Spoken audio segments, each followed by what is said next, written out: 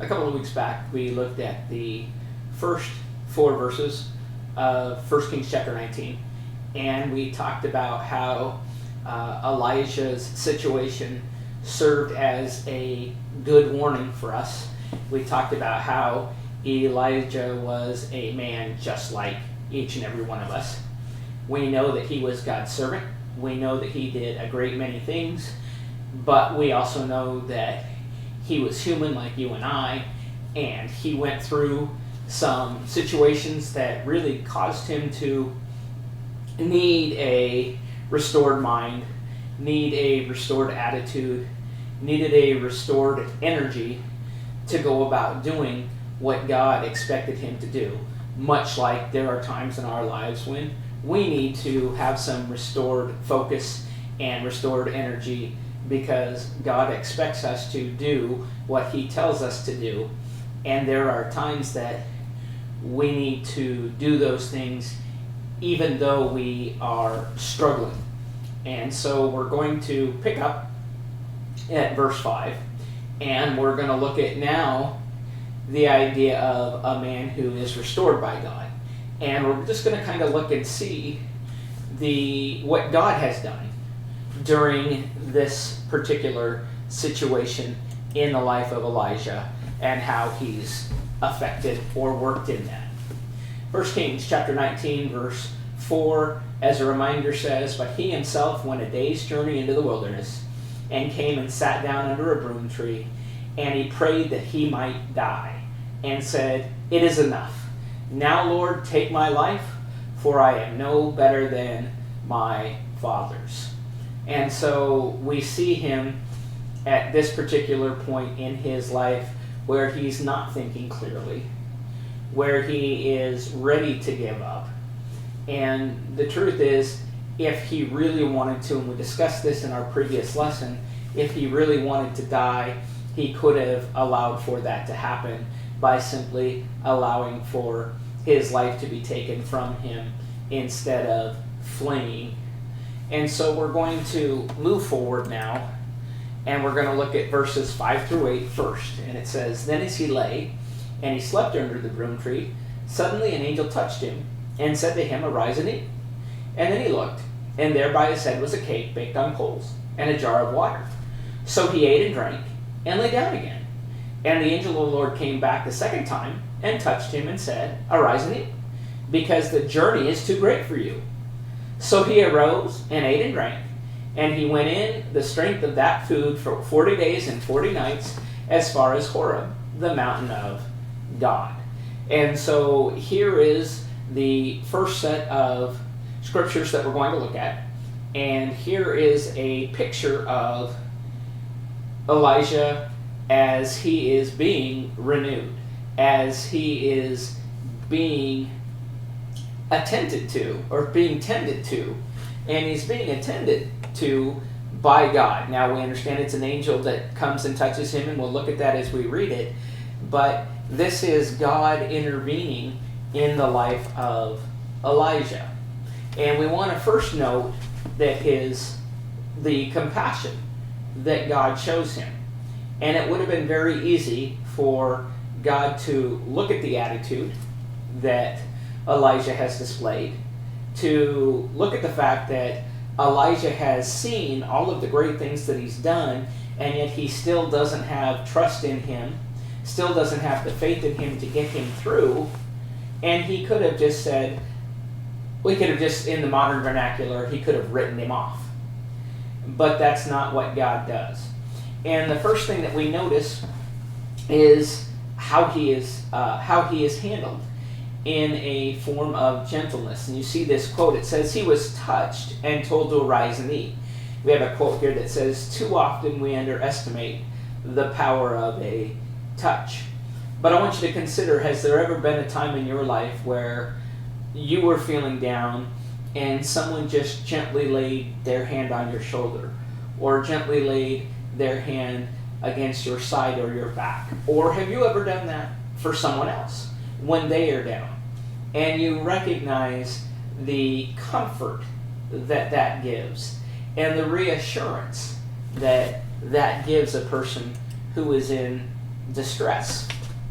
And then we also see that God recognizes Elijah's needs, just like God recognizes man's needs. And God recognized that Elijah needed to eat. He needed to continue to get some rest. He needed to do those things that would help his body to come to a point where he could, both in mind and body, function the way that a man should function. And it's much the same for us today, that we need to recognize that there are times in our lives where we get so busy or we get so focused on other things that we stop taking care of ourselves. We stop giving ourselves or taking in the food that we need. We don't spend enough time getting the sleep that we need. And when we do this, then our way of thinking and our functioning isn't proper. We're not working the way God designed us to work, because God designed us, his creation, with a need to eat and sleep. And notice within this too, that God doesn't come to him and God doesn't immediately reprimand him. God does not immediately have the angel preach at him, as if we were to say that. He doesn't have the angel tell him, doesn't say to him the things that he's done wrong, but he meets the needs that Elijah has. And then, once he's done that, and he's allowed him to eat and to sleep, and he has prepared him, it says that you haven't had enough for this 40-day journey. And so he allows for that to take place. And then we move into verses 9 through 18.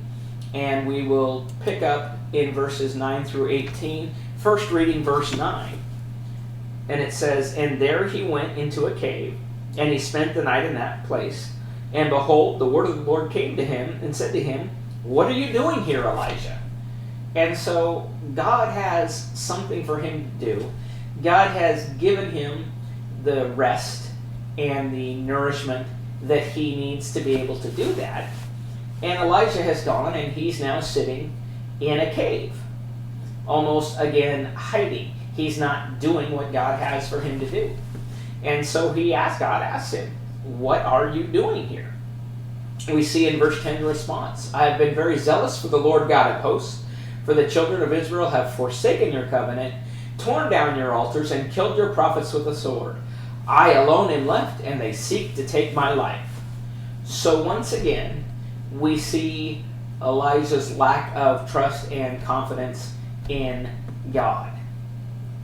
He says, "They seek to take my life." So what is he basically doing? He went off by himself to hide in the previous section, and now he's gone off again by himself, and he's hidden himself in a cave. And then I want to read to you a little bit further, beginning at verse 11. "Then he said, 'Go out and stand on the mountain before the Lord.' And behold, the Lord passed by, and a great and strong wind tore into the mountains and broke the rocks in pieces before the Lord. But the Lord was not in the wind. And after the wind was an earthquake. But the Lord was not in the earthquake. And after the earthquake, a fire. But the Lord was not in the fire. And after the fire, a still, small voice. So it was, when Elijah heard it, that he wrapped his face in his mantle and went out and stood about the entrance of the cave. And suddenly a voice came to him and said, 'What are you doing here, Elijah?'" And so now we see God showing the great power that he has. And Elijah has had the opportunity to see God's power in action. And we see there was a great wind, but God wasn't in the wind. There was an earthquake, but God wasn't in the earthquake. There was a fire, but God was not in the fire. And then he hears God in a soft, still voice. He hears God in a whisper. And I think a lot of times we think about, or we're waiting for, the great power of God when we are struggling, when times are tough. We're looking for that mighty power of a great wind. We're looking for that great example of who God is and the great things that He can do. And so we miss what He is doing. We miss that soft whisper.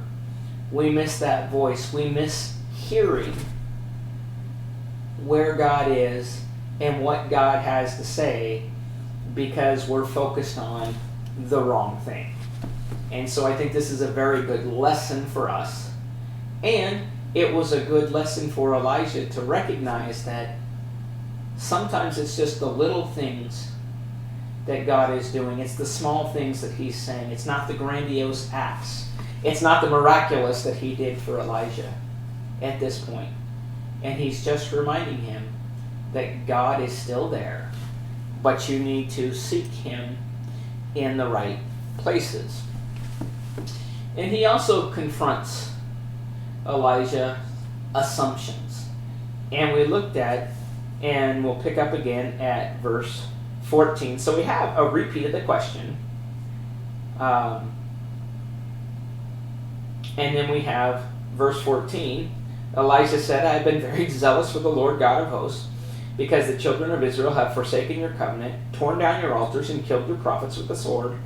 I alone am left, and they seek to take my life. And so we have the same question, and we have the same answer once again, even after God's display in the previous verses. And then the Lord said to him, verse 15, return on your way to the wilderness of Damascus, and when you arrive, anoint Hazael as king over Syria. Also you shall anoint Jehu, the son of Nimshi, as king over Israel, and Elisha, the son of Shaphat, of Abel-Meholah, and you shall anoint as prophet in your place. It shall be that whoever escapes the sword of Hazael, Jehu will kill, and whoever escapes from the sword of Jehu, Elisha will kill. Yes, I have reserved 7,000 in Israel. Yet I have reserved 7,000 in Israel, all those whose knees have not bowed to Baal, and every mouth that has not kissed him. And so Elijah has this assumption that he's the only one, that there's no one left fighting the good fight. There's no one left that's following God. And I think, again, Elijah being just like we are, we sometimes find ourselves making that same assumption, that we're the only ones.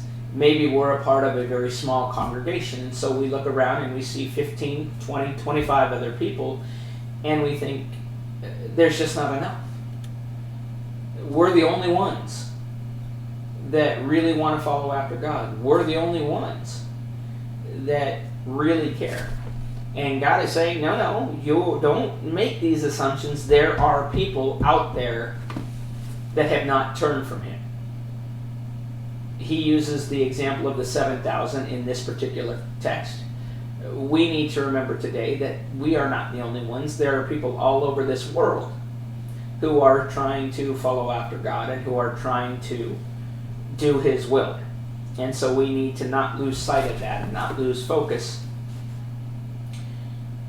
And as we also move here, it's almost as if He's decided there's nothing left for Him to do. But God still has work for Him to do. God has told Him what He needs to do. He says, it's enough. He's ready to die.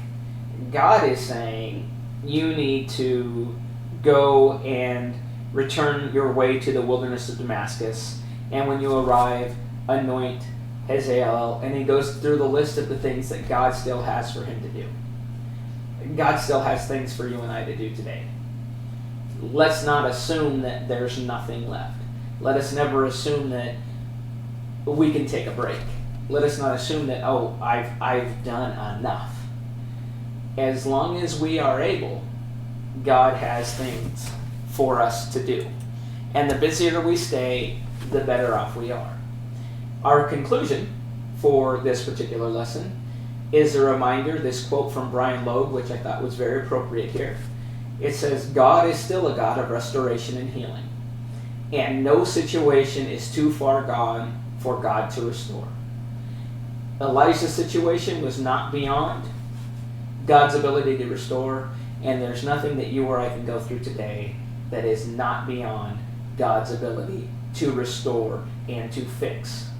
We just need to make sure that we are doing the things necessary, such as getting the rest, getting the food, doing the things that we need to do to be able to keep our focus on Him. And if we do our part, God is going to do and has done His part for us.